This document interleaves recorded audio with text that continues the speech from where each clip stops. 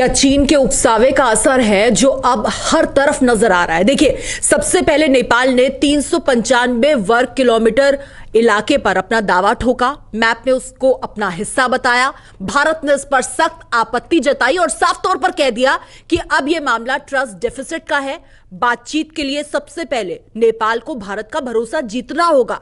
बस बात आगे बढ़ ही रही थी कि हम क्या देखते हैं, बिहार में सीमा पर तनाव की तस्वीरें सामने आती है। जी हां, बिना किसी उकसावे के नेपाल पुलिस फायरिंग करती है जिसमें 4 लोग जख्मी हो जाते हैं और एक की जान चली जाती है। सब कुछ होता है सीतामढ़ी पर। आखिर ये आउटबर्स्ट कहां तक पहुंचेगा और इसका असर क्या हो सकता है? भारत और नेपाल के रिश्तों पर इसका क्या असर होगा?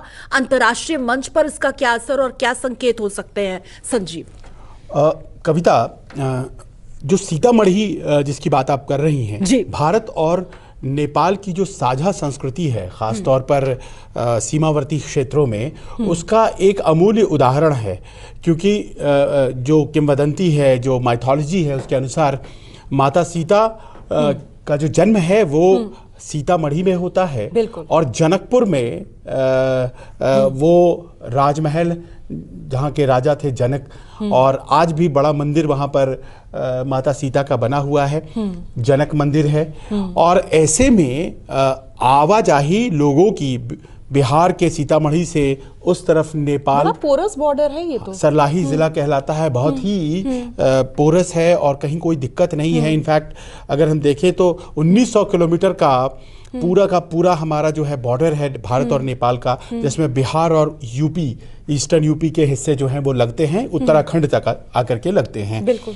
तो ऐसी तो कभी कोई दिक्कत ही नहीं हुई थी। आपने जो चर्चा किया, 3 इलाके अपने हिस्से के बता रहा है नेपाल, और उन्होंने नया मैप बनाया है, उसको संसद में पास कर रहे हैं। उस पर भले ही वो अपना दावा ठोक रहे हैं और विवाद हो सकता है उनकी तरफ से, हमारी तरफ से कोई विवाद नहीं है, लेकिन यहाँ तो कुछ भी नहीं था। कुछ भी नहीं। फिर भी ऐसी घटना सामने आई। अनप्रोवोक्ड फायरिंग क्यों हुई है?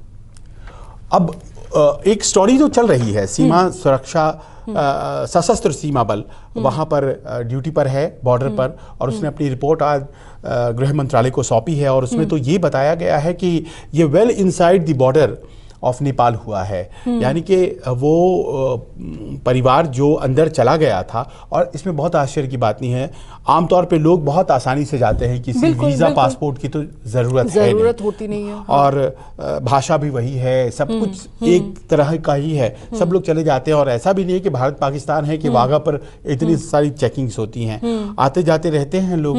ना ऐसी कोई एडवाइजरी नेपाल की तरफ से जारी की गई थी कि वहां से कोई आएगा नहीं। लेकिन एक ठीक है, कोरोना को लेकर आप कह रहे थे कि ठीक है, जो 95% केसेस हैं वो भारत से आए, बैड कोरोना लेकर आ रहे हैं, तो क्या इसका भी एक असर हो सकता है?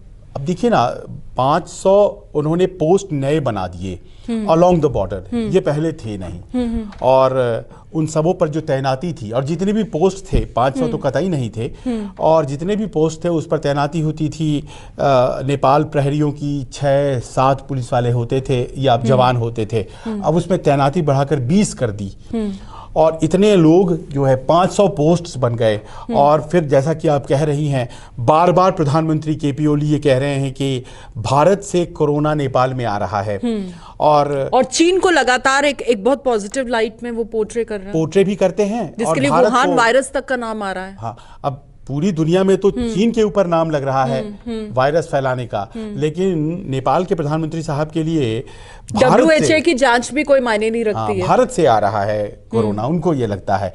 तो ये परिवार अंदर गया और इन्हें रोका गया कि आप भाई कहीं कोरोना लेकर तो नहीं आ रहे हैं, इसी तो फायरिंग कर दी में जाएगी। तो उसके बाद बात बढ़ी, और किसी भी स्थिति में फायरिंग नहीं होनी चाहिए। आपका झगड़ा हुआ, क्या हुआ वो तो जांच का विषय है, लेकिन किसी भी स्थिति में एक निहत्थे पर आप गोली कैसे चला सकते हैं? और प्रशासन की तरफ से उसको लेकर कोई सफाई नहीं आई अब तक। नेपाल प्रशासन तो अपनी कहानी कह देगा कि हमारी बंदूक छीनी जा रही थी, हमारे लोगों के साथ बदतमीजी हो रही थी, ये तो उनका अपना। लेकिन आप सोचिए कि 20-25 लोग जहां जवान खड़े हों, वहां एक परिवार 4 लोगों का जाए और फिर वो बंदूकें छीनने लगेगा क्या?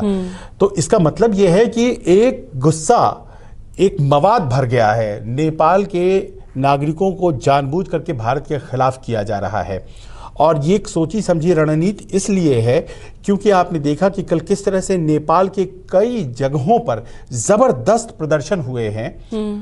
गुरुवार पहला दिन था जब लॉकडाउन को ईज किया गया था, थोड़ी ढील छोड़ी गई थी और हजारों की संख्या में युवा इनफ इज इनफ की बात कहते हुए केपी ओली सरकार के खिलाफ सड़कों पर उतर गए और उन्होंने बड़े स्पष्ट भाव से ये कहा कि दरअसल मैप नक्शे का जो विवाद भारत के साथ है वो इसीलिए है क्योंकि सरकार घरेलू समस्याओं का ध्यान भटकाने की कोशिश कर रही है। निकम्मी सरकार है और ध्यान भटकाने के लिए सहारा ले रही है मैप का। या इस तरह के जो हथकंडे हैं वो अपनाए जाते हैं कई सरकारों के द्वारा। पाकिस्तान में हमने हमेशा देखा है कि वो भारत की बात कर देता है जब भी घरेलू समस्या अमेरिका के लिए भी हमने देखा है। अमेरिका में भी आजकल ऐसा ही हो रहा है। लेकिन आप ये देखिए कि नेपाल के साथ तो आपको ऐसी उम्मीद नहीं थी ना।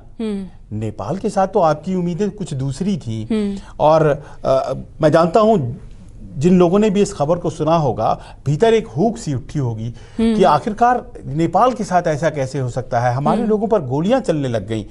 चीन के साथ इतना बड़ा तनाव है, अभी तक एक शॉट फायर नहीं हुआ है 62 के बाद। लेकिन आप देखिए कि यहाँ पर तो गोलियां चल गई, लोग मारे भी गए हमारे।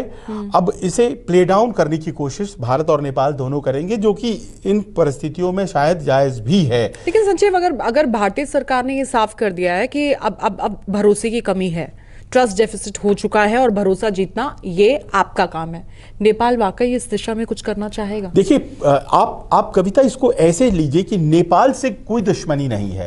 नेपाल से मित्रता किसी भी दूसरे देश से ज्यादा है, वहां के लोगों के साथ भाईचारा किसी भी दूसरे देश के से ज्यादा है। दिक्कत हो रही है केपी ओली साहब की सरकार की वजह से। केपी ओली साहब व्यक्तिगत रूप से भारत के साथ मित्रता नहीं चाहते हैं। वो अमेरिकी माफ करें चीनी जो हेजिमनी है, जो चीन परस्त उनकी जो मानसिकता है, ऐसा लगता है वो उसके वशीभूत होकर कर रहे हैं। हाँ, उसके वशीभूत होकर के वो भारत की मुखालफत कर रहे हैं। लेकिन वो तो अपनी जनता का भरोसा भी जीत नहीं पा रहे हैं सर। आने वाले वक्त में उनके लिए भी दिक्कतें पेश आएंगी। प्रोटेस्ट तो यही कहते हैं, प्रदर्शन साफ ये कर रहे हैं। प्रोटेस्ट तो यही कहते हैं। वो पोखरा में प्रोटेस्ट हुआ है, वो काठमांडू की सड़कों पर प्रोटेस्ट हुआ है, वो बीरगंज में प्रोटेस्ट हुआ है और इतना भयंकर प्रोटेस्ट लोग बाहर, इसलिए ये फायरिंग का आई वॉच तो नहीं है। तो ये फायरिंग हो भी सकता है सुनियोजित हो कि आप पूरा ध्यान इस तरफ भटका दें आप। और भारत के साथ लड़ाई करने की वजह कहाँ है? कल आपने देखा किस तरह से वो योगी आदित्यनाथ को कभी हमला कर रहे हैं, कभी वो भारत को कहीं ना कहीं पीछे ढकेलने के लिए अपने कैबिनेट में मैप पास करा के संसद में पेश करने के बाद बोलते अब हम बातचीत करेंगे। तो ये कोई बातचीत का तरीका नहीं है ना कि आप सारा काम तो पहले कर लें और उसके बाद बातचीत करने के लिए कहें। किस बात पर बात होगी अब जब आपने so you are actually trying to put yourself in a corner और वहां के बाद नेगोशिएटिंग पोजीशन खत्म हो जाती है। तो नेपाल दरअसल क्राइसिस में उसके नेतृत्व की वजह से है और इसी कारण से भारत सरकार ने और कल विदेश मंत्रालय के प्रवक्ता ने यह बड़ा स्पष्ट कर दिया था कि हमारे जितने भी विकास के कार्य नेपाल में चल रहे हैं वो बदस्तूर अपनी गति से चलते रहेंगे। हमारे कंस्ट्रक्शन वर्क हैं नेपाल को के लिए हम लोग जो कर रहे हैं वो करते रहेंगे। दवाएं हम पहुंचा रहे हैं कोरोना के संदर्भ में, हम वो पहुंचाते रहेंगे। लेकिन उन्होंने इस सवाल का जवाब नहीं दिया कि बातचीत कब होगी। लेकिन बदले में हमको नेपाल से क्या मिल रहा है? क्या हम इसके बारे में सोच रहे हैं? ये जायज सवाल है कि आखिरकार हम नेपाल को लेकर के देखिए, प्रधानमंत्री नरेंद्र मोदी लगातार पीपल टू पीपल कांटेक्ट की बात करते हैं। इसका सबसे अच्छा उदाहरण भारत और नेपाल का रिश्ता था। लेकिन अगर वहां पर भी अगर लोग जाने की कोशिश कर रहे हैं और फायरिंग हो रही है, एक शख्स की जान चली गई, 4 जख्मी हो गए, उस पर भी वहां के सीएम की तरफ से या फिर पीएम की तरफ से कहीं कोई अपॉलॉजी नहीं, कुछ नहीं, तो कोई संवेदनाएं नहीं, तो हम इसे किस तरीके से लें? अब हमें देखिए, हमें इस संदर्भ को भी सोचना चाहिए जो योगी आदित्यनाथ ने पिछले दिनों केपी ओली साहब को कहा था। उन्होंने कहा था तिब्बत का हाल देख लीजिए। दरअसल क्या है कि चीन अपने एक्सपेंशनिस्ट पॉलिसी के तहत जबरदस्त तरीके से इन्वेस्टमेंट कर रहा है, जबरदस्त तरीके से नेपाल में एड दे रहा है और कुछ लोगों को वो कर्ज भी दे रहा है नेपाल में। अब उसमें कौन कौन से लाभान्वित हैं उसकी फहरिस्त लोगों सोशल मीडिया में भी है और लोगों के पास भी है। अब ऐसे लोग भारत के खिलाफ माहौल बना रहे हैं, पैसे से वहां की लॉयल्टी को खरीदा जा रहा है और वो धीरे धीरे नेपाल अगर चाइनीज हेजेमनी में आता है तो चीनी प्रभाव हमारे बॉर्डर पे चला आता है, इस साइड में भी चला आता है। आप देखिए कि पूरा तिब्बत जो है वो तिब्बत है, वो चाइना नहीं है, लेकिन हमने रिकॉग्नाइज किया है कि ये चाइना का पार्ट है, मूलतः वो तिब्बत है।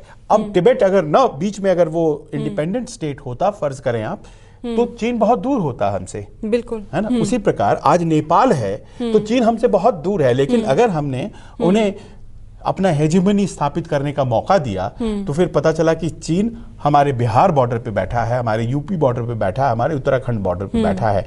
तो इसीलिए मित्र राष्ट्र नेपाल रहे, इसमें ही हमारा हित है। अब वहां वो जो लोग बैठे हुए हैं जो आज की तारीख में सत्ता में हैं, उनसे कैसे डील करेगी, ये बहुत बड़ा प्रश्न है भारत के लिए। और मुझे लगता है कि इसके बारे में जरूर बहुत गहनता से, बहुत उच्च स्तर पर सोचा जा रहा है। बिल्कुल, फॉरेन पॉलिसी को लेकर वाकई गंभीरता से सोचने की जरूरत है, क्योंकि देखिए ओपी की झोली तो भरी जा रही है और ओली की, और उस चक्कर में फायदा ये हो रहा है कि चीन कम से कम भारत और नेपाल की दोस्ती की जड़ में मट्ठा डालने के में तो कामयाब हो गया है। लेकिन अब किस तरीके से रिश्तों को वापस ट्रैक पर लाया जाएगा, बैक चैनल टॉक्स होंगे या फिर फ्रंटल बातें होंगी, क्या होगा, ये वाकई देखने वाली बात होगी। कोशिश हमारी यही है कि कम से कम इस तरह की तस्वीरें दोबारा न आए, इसके लिए जरूर सरकार भी प्रयासरत होगी। फिलहाल ये वीडियो आपको कैसा लगा, हमें लाइक शेयर कमेंट करके जरूर बताएं। कुछ और अहम टॉपिक्स पर अगर आप चाहते हैं कि हम विश्लेषण करें तो प्लीज उनके बारे में भी हमको जानकारी दें, और बने रहिए हमारे साथ डिजिटल के हर प्लेटफॉर्म पर न्यूज़ 24 के साथ। अगर आपको ये वीडियो पसंद आया हो तो इसे लाइक और शेयर जरूर करें, और हाँ, हमें सब्सक्राइब और फॉलो करना ना भूलें ताकि आप देश और दुनिया की कोई भी खबर मिस ना करें। कोरोना वायरस की कोई ब्रेकिंग न्यूज हो या फिर इलेक्शंस की, आपकी जेब से जुड़ी कोई खबर हो, इलेक्शंस की खबर हो, कोई भी कंट्रोवर्सी हो या फिर वायरल वीडियो, सब मिलेगा न्यूज़ 24 पर। तो जुड़िए हमारे साथ और देखिए न्यूज़ 24।